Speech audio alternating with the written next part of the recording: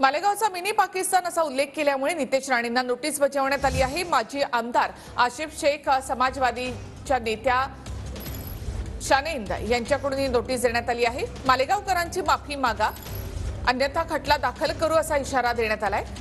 नितेश राणे यांना पाठवलेल्या नोटिशीमधून हा इशारा देण्यात आला आहे। तर पाकिस्तानचा उदो केला तर आम्ही बोलणार असं प्रत्युत्तर यावर नितेश राणे यांनी दिलं आहे।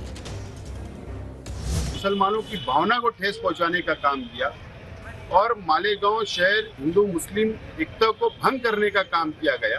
आज हमने जो नोटिस भेजा है कि 7 दिन में मालेगांव शहर वासियों से माफी मांगना चाहिए, यहाँ के हिंदू मुसलमानों से माफी मांगना चाहिए, इस तरीके का एक नोटिस हमने भेजा है।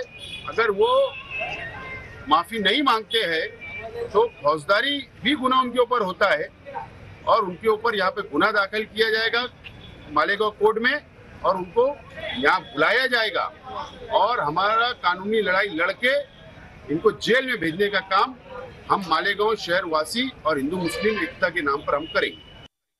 मालेगाव हे आमच्या महाराष्ट्राचा एक महत्त्वाचा भाग आहे।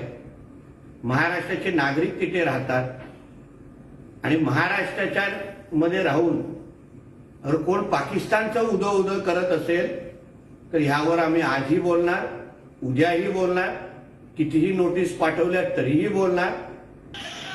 हा मालेगावचा व्हिडिओ आहे।